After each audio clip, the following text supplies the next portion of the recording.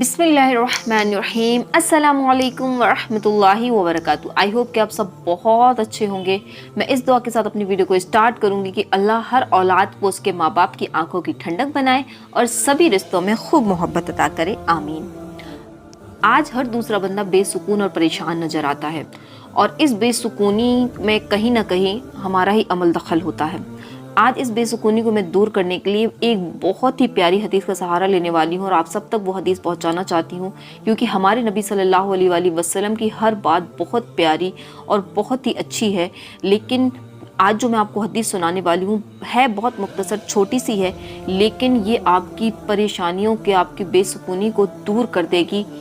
तो इसको, वीडियो को बिल्कुल भी स्किप मत कीजिएगा, लास्ट तक देखिएगा, बहुत इन्फॉर्मेशन आपको इंशाल्लाह हासिल होगी। तो हदीस ये है कि अल्लाह के नबी सल्लल्लाहु अलैहि वसल्लम फरमाते हैं कि दुनियावी मामलात में तुम अपने से नीचे वाले को और दीनी मामलात में तुम अपने से ऊपर वाले को देखो। ये तो हदीस हुई। अभी लेकिन ये इसकी मीनिंग ना बहुत डीप है। आप इसको समझे ना तो आपकी, मैं कहती हूँ, भी वीडियो सुनते सुनते ही बहुत सी जो बेसुकूनी है ना वो सुकून में तब्दील हो जाएगी।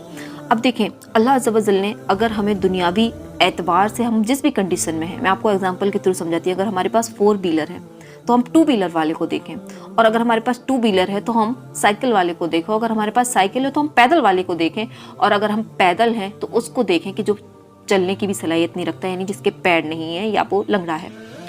अब अगर हम इस तरह तरतीब रखेंगे कि हम दुनियावी मामलात में अपने से नीचे वाले को देखेंगे तो हमारे अंदर शुक्र का जो मादा है वो पैदा होगा, हम शुक्रगुजार बंदे बनेंगे। और जब हम शुक्रगुजार बंदे बनते हैं तो अल्लाह ताला हमारी नेमतों में इजाफा फरमाता है, जैसा कि कुरान में इरशाद है कि तुम मेरे शुक्रगुजार बंदे बनो तो मेरा शुक्र अदा करो, मैं तुम्हारी नेमतें बढ़ाऊंगा।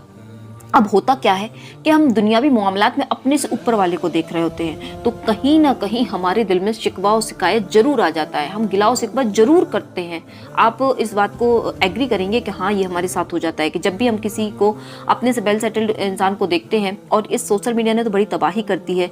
हमारा काम ही ये होता है कि हम स्टेटस चेक करें, दूसरों की लाइफ को देखें, वो क्या कर रहे हैं, कैसे कर रहे हैं, वो कहाँ गए हैं, उन्होंने जो है वो किस तरह से सेलिब्रेशन कर रहे हैं। तो इन सब चीज़ों से क्या होता है, जब हम देखते हैं और हमारे पास उतनी आसाइशें नहीं होती, हमारे पास उतने वसाइल नहीं होते, तो हम सिकवा गिला में मुब्तला हो जाते हैं और हमें बेसुकूनी होती है या नहीं।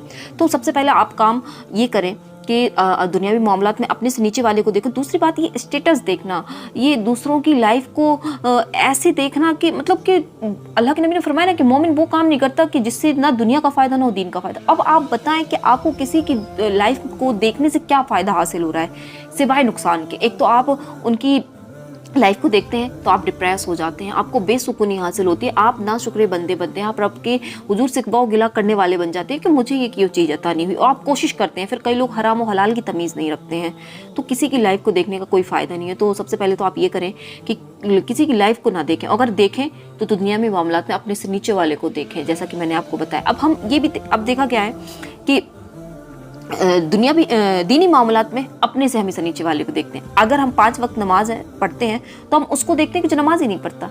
अरे भाई, अल्लाह के नबी ने फरमाया है कि दीनदारी में हमको अपने से ऊपर देखना है। अगर हम 5 वक्त नमाज पढ़ते हैं तो हमें उसको देखना है जो तहज्जुद की नमाज पढ़ता है, जो इशराक को चास्त पढ़ता है।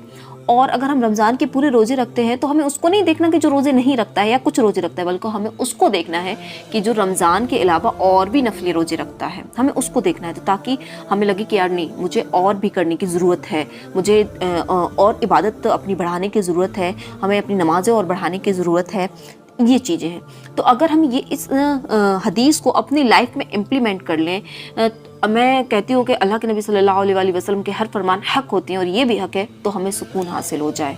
हम जो बेसुकूनी हासिल है, हमें दूसरों की लाइफ स्टाइल को देख के, दूसरों को हम दुनियावी मामलात उनके देखते हैं कि यार इसके पास ये है, मेरे पास ये नहीं है, तो हम बेसुकून हो जाते हैं। तो अगर हम इस लाइफ हदीस को सही मानों में समझ जाएं और समझने के बाद उसको अपनी लाइफ में अप्लाई कर लें तो अल्लाह ने चाहा आपकी बहुत सारी बेसुकूनी दूर हो जाएगी। देखिए, बेसुकूनी के और भी बहुत से रीजंस हो सकते हैं, लेकिन जो अभी जो सोशल मीडिया ने तबाही मचाई है, जो सोशल मीडिया की वजह से लोग आजकल डिप्रेस हो रहे हैं, दिन भर मोबाइल देखना, इसका स्टेटस चेक करना, इसकी रील देखना, ये देखना, वो देखना।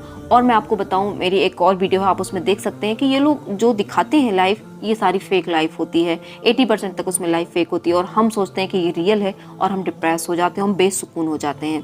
तो आपको इस हदीस को ज़रूर अप्लाई करना है और इस हदीस को अप्लाई करने के साथ साथ मेरी बहुत मुअद्दबाना आप लोग से गुजारिश है कि दूसरों के स्टेटस को चेक मत किया करें, दूसरों की लाइफ को मत देखा करें। ब्लॉगिंग चैनल मेरी इस पे वीडियो ज़रूर उसको आप देखिएगा कि मैंने उसमें आपको समझाया कि किस तरीके से ये हमें बेसुकून करते हैं। तो अल्लाह ताला हमको अमल की तौफीक अता फरमाए, आमीन।